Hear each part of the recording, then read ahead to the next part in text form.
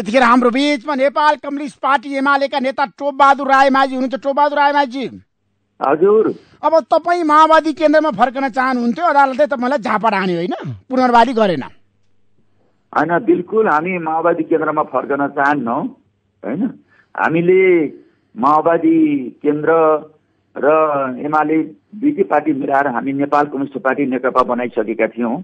हामी त्यही पार्टीको निरन्तरतामा छौँ। प्रथम अध्यक्ष केपी शर्मा ओलीजी हुनुहुन्छ र सर्वसम्मत त्यति बेला तत्कालीन प्रधानमन्त्री अथवा संसदीय दलको अहिले पनि संसदीय दलको नेता चाहिँ केपी शर्मा ओली हुनुहुन्छ। हामी त्यही चाहिँ संस्थापन पक्ष पार्टी एकताको मूल लाइनलाई नै समातेर हामी अगाडि बढिरहेका छौँ। होइन, तपाईँ एमालेको नेता बनिसक्नुभयो टोपबहादुर रायमाझी, अदालतमा जानुभएको थियो। अब सांसद पद चाहियो भनेर तपाईँहरूको सांसद पद पुनर्वाली भएन, तपाईँहरू अलपत्र पर्नुभयो। हामी बिल्कुल अलपत्र भएका छौँ। राजनीतिमा कहिले पनि अलपत्र पर्ने कुराहरू हुँदैन। हामीले त्यो सांसदको लागि त्यति धेरै महत्त्व दिएका पनि थियौँ नि, मतलब पनि राखेका थिएनौँ। तर अदालत त जानुभयो नि त 4 जना तपाईँहरू। हामी गयौँ। यसका पछाडिको मुख्य कारण के हो भनेदेखि प्रचण्डजीले नेकपा माओवादी केन्द्र र एमालेको चाहिँ केपी शर्मा ओलीजी र हामी सबै मिलेर दुईटै पार्टी मिलाएर एमाले र माओवादी केन्द्र मिलाएर छोडेर हामीले खारिज गरेर भनौँ न, त्यसलाई चाहिँ खारिज गरेर हामीले नेपाल कम्युनिस्ट पार्टी नेकपा बनायौँ। र प्रचण्डजीले 2 वर्षसम्म, प्रचण्डजी ओलीजी हामी सबै 2 वर्षसम्म एमाले र माओवादी केन्द्र छोडिसकेका थियौँ। हामीले नेकपा बनाइसकेका थियौँ र प्रचण्डजीको सांसद नजाने 2 वर्षसम्म माओवादी केन्द्र छोड्दा अनि हाम्रो सांसद जाने भन्ने कसरी हुन्छ ल भन्नुहोस् त ऋषि? होइन, तपाईँहरूको त पद गयो होइन, अब तपाईँहरू समस्या हुनुहुन्छ टोपबहादुर रायमाझी। जस्तो पानी बिनाको माछा जस्तो भएको छ क्या तपाईँलाई अहिले, एकदम के गर्ने, कहाँ जाने, कहाँ बस्ने राजनीति गर्ने मान्छेलाई हामी नेपाल कम्युनिस्ट पार्टी नेकपाको निरन्तरतामा छौँ, जसलाई सर्वोच्च अदालतले एमाले र माओवादी बनाइदिएको छ। हामी मूल ट्रेन अनुसार हामी अहिले कानुनी रूपमा नेपाल कम्युनिस्ट पार्टी एमाले छौँ र हामी वास्तविक रूपमा नेकपाकै निरन्तरतामा हामी त्यहाँ पुगेका हौँ र हामीले केही गल्ती गरेका छैनौँ।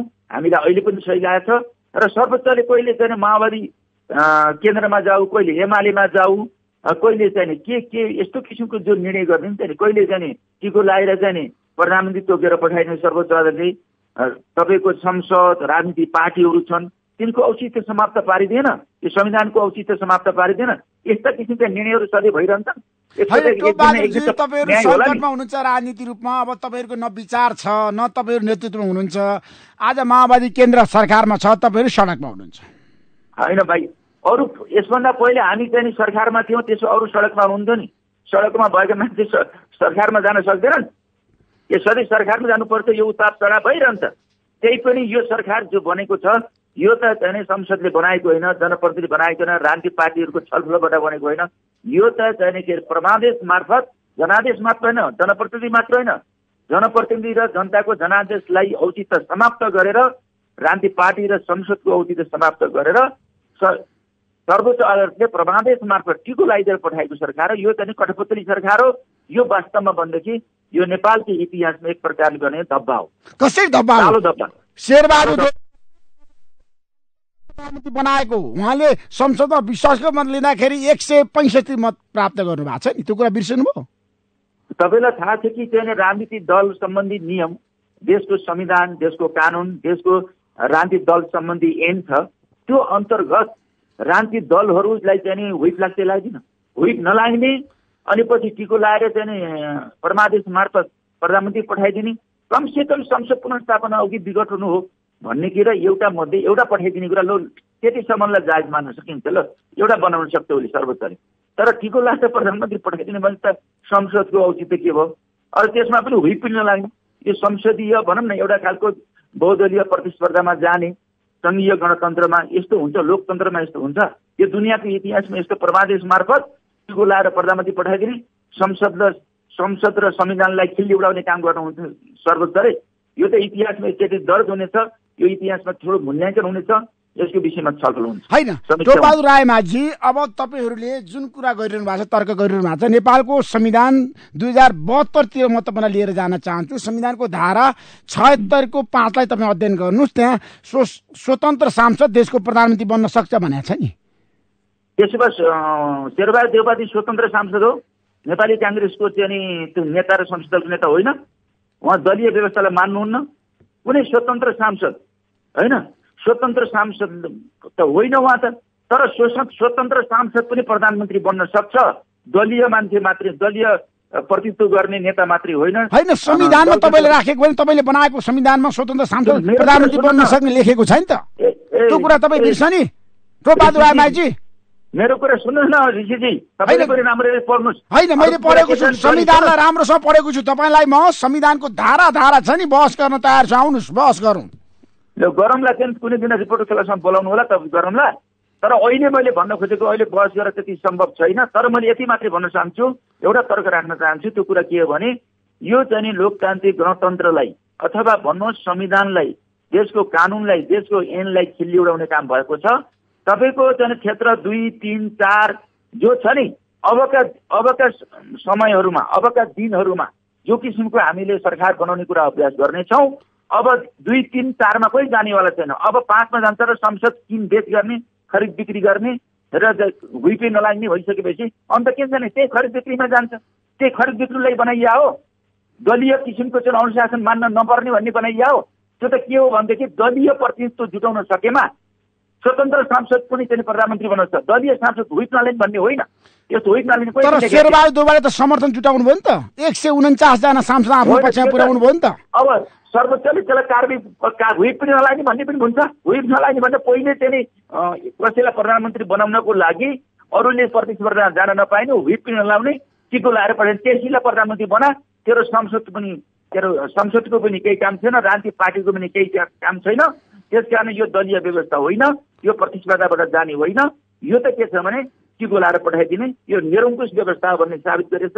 संविधानमाथि ठुलो प्रहार भएको छ र लोकतन्त्रमाथिको धेरै उपहास भएको छ। होइन टोपबहादुर रायमाझी, तपाईँलाई थाहा छ राष्ट्रपतिले आह्वान गर्नुभयो संविधानको धारा 76 अनुसार होइन बहुमत पुर्याएर आउनुहोस् भनेर। अनि शेरबहादुर देउवाले बहुमत पुर्याउनु भयो। त्यसमा माधवकुमार नेपाल, उपेन्द्र यादव, प्रचण्ड सबैले हस्ताक्षर गरेर जानुभयो उहाँहरू हो। तर राष्ट्रपतिले मान्नु भएन, अनि संसद विघटन भयो। त्यसपछि उहाँहरू अदालतमा जानुभयो। 146 जना सांसद सशरीर उपस्थित हुनु भएको छ नि त हस्ताक्षर गरेर। त्यसलाई अदालतले नजरअन्दाज गर्न मिल्छ? उहाँ जानुभयो अनि दलीय व्यवस्थामा दल सम्बन्धी कानुन नियम अथवा चाहिँ अनुशासन त्यो चाहिँ आफ्नो दलका सांसद र आफ्नो दलका पार्टीका कार्यकर्ताहरूमाथि लाग्छ कि लाग्दैन अनुशासनको कारबाही, त्यो कुरा त अलग कुरा हो। त्यसैले उहाँहरू जानुभयो। गइसकेपछि यदि चाहिँ त्यो आफ्नो अधिकार प्रयोग गरेर लो के लाएर पनि पठाइदिनु भयो लो प्रधानमन्त्रीले चाहिँ टिको अनि पछि हुइपे नलाग्ने भनेर पठाइदिन मिल्छ। अनि टिको लाएर पठाइन्छ। संसद पुनर्स्थापना गरिदिएको भए पनि उहाँहरूले जो चाहिँ विश्वासको मत लिनको लागि संसदमा जानुपर्ने हुन्थ्यो। अनि पछि चाहिँ टिको लाएर पठाइदिने को प्रधानमन्त्री भनेर टिको लाएर मानव पठाइदिनु भयो, परमादेश गर्नुभयो। त्यो तर फेरि हुइप नलाग्ने भन्ने गरिदिनुहुन्छ। त्यस्तो पनि कहीँ दुनियाँमा हुन्छ? त्यो त के छ भने दलको अनुशासन अनुसार त हुइप लाग्दैन नि, स्वतन्त्र सांसद प्रधानमन्त्री बन्न सक्छ नि देशको। अब चाहिँ धारा 76, 2, 3, 4 को के मतलब छ? अब त औचित्य समाप्त भयो। अब त फेरि समीक्षा गर्नुपर्ने कि यो संविधानको विषयमा फेरि मूल्याङ्कन गर्नुपर्ने। यो सर्वोच्चको निर्णयमाथि इतिहासले त कुनै बेला समीक्षा गर्छ, यसको छलफल त गर्छ। अहिले साथीहरू दङ्ग परेर बस्नु भएको छ कि प्रधानमन्त्री भइयो, मन्त्री भइयो भनेर। तर दलीय व्यवस्थाको चाहिँ उपहास गरियो, संसदको चाहिँ औचित्य समाप्त गर्यो, राजनीतिक दल सम्बन्धी लोकतन्त्रमाथि ठुलो प्रहार भएको छ। एक प्रकारले भने संवैधानिक कुक अथवा चाहिँ यो के छ भने प्रतिगमन भएको छ। चुनावमा जाने, संसदमा यस्तै किसिमको गडबड र संसदमा आफ्नै पार्टीभित्र आफ्नै सांसदले यस्तो हरकत गर्ने, यस्तो किसिमको अराजकता काम गर्ने र संसद ठिकसँग नचल्ने भइसकेपछि अर्को चाहिँ के छ भनेदेखि संसद विघटन गरेर नयाँ ताजा जनादेशमा जाने भनेको कुरा संविधानको रक्षा गर्ने, लोकतन्त्रको रक्षा गर्ने, ताजा जनादेशको चाहिँ अभ्यास गरेर जनताको चाहिँ सम्मान गर्ने कुरा हो। सबैको परमादेश मार्फत मन्त्री बनाएर संसदलाई र चाहिँ राजनीतिक दलहरूमाथि प्रहार र संविधानमाथि प्रहार गर्ने कुरा यो प्रतिगमन हो। यो कुरा किन बुझिया छैन? होइन लोकतन्त्र सुरक्षित भयो तपाईँलाई थाहा छैन? माधव नेपालले भन्नुभएको छ हाम्रो देशमा अदालतले लोकतन्त्र बचायो, संविधानलाई सङ्कटबाट बचायो। केपी शर्मा ओलीले सबै क्षेत्रलाई तहस पार्न खोज्नु भएको थियो र उहाँको काम गर्ने शैली निरङ्कुशतातिर उन्मुख थियो, उहाँ तानाशाह बन्न खोज्नु भएको थियो। बिल्कुल ऋषिजी, बिल्कुल केपी शर्मा ओलीमाथि जे आरोप लागिएको थियो नि, यति ठुलो चाहिँ संविधानमाथि, यति लोकतन्त्रमाथि प्रहार हुँदा पनि, सर्वोच्चले यति ठुलो चाहिँ भयङ्कर चाहिँ गल्ती गर्दा पनि, ठुलो गल्ती गर्दा पनि केपी शर्मा ओलीजीले संविधान सर्वोच्चले गल्ती गरेको छ, तर चाहिँ सर्वोच्चले गरेको कुरालाई हामीले चाहिँ के छ भने मान्छौँ, तर यसमा हाम्रो असहमति छ भन्नुभएको छ। केपी शर्माले मान्दैनन् संविधानमा, तर चाहिँ संविधानको गलत व्याख्या गरेको छ र गलत उपयोग गरिएको छ र गलत प्रयोग गरिएको छ भन्ने कुराको असहमति राख्दै उहाँ त खुरुक्क छोडिदिनु भयो नि त। अब देख्नु भएको छ कि उहाँमाथि लागेको आरोप त अब देख्नुहुन्छ नि। अब अहिले चाहिँ यो परमादेश मार्फत बनेका प्रधानमन्त्रीहरू, सरकारहरू जो दङ्ग परेर बस्नुहुन्छ, अब इतिहासले उहाँलाई धेरै ठुलो क्षमा गर्ने चाहिँ। त्यसो भए मलाई के बताउनुहोस् भन्दाखेरि टोपबहादुर रायमाझी, अब तपाईँ जसरी केपी शर्मा ओलीको पछि लाग्नुभयो, प्रचण्डलाई छोडेर तपाईँलाई अहिले त्यसको फल प्राप्त भइरहेछ होइन? तपाईँहरू अत्यन्त कमजोर हुनुहुन्छ नेपाली राजनीतिमा, तपाईँहरूको कुरा कसैले सुन्दैनन् र तपाईँहरू ऋषिजी को कमजोरको चाहिँ इतिहासले बताउँछ, चुनावले बताउँछ, बुझ्नुभयो? अहिले केही कुरा छैन। अहिले परमादेश मार्फत होइन महागठबन्धनको नाममा अपवित्र गठबन्धन गरेर आफ्नो पार्टीको प्रधानमन्त्रीलाई चाहिँ पत्तासाफ गरेर विपक्षलाई भोट हाल्ने यस्तो किसिमको चाहिँ प्रचलनले चाहिँ इतिहासमा कसलाई चाहिँ वास्तवमादेखि उदिन्छ, कारवाही गर्छ, कसलाई सम्मान गर्छ भन्ने कुरा इतिहासले बताउने छ। यो होइन तपाईँहरूको हैसियत छैन भन्न खोजेको मैले। नेपाली राजनीतिमा तपाईँहरू कमजोर बन्नुभयो, 4 जना आज समस्यामा हुनुहुन्छ नि। ए बाबा चाहिँ गलत तरिकाले इतिहासमा तपाईँको चाहिँ गलत तरिकाले जुन किसिमको चाहिँ अब प्रचण्डजी जो चाहिँ हुनुहुन्छ, उहाँले पार्टी एकता गर्दा 2 वर्ष चाहिँ केपी ओलीसँग सँगै नेपाल कम्युनिस्ट पार्टी नेपाल हुँदाखेरि उहाँले गलत नगर्ने, हामीले त्यही केपी शर्मा ओलीलाई प्रथम अध्यक्ष र दलको नेता भनौँ, विगत भूतपूर्व प्रधानमन्त्री मान्दा हामी गलत हुनुहुन्छ? उहाँ महान हुनुहुन्छ? कसरी हुन्छ? उहाँले त एकता गरायो होइन?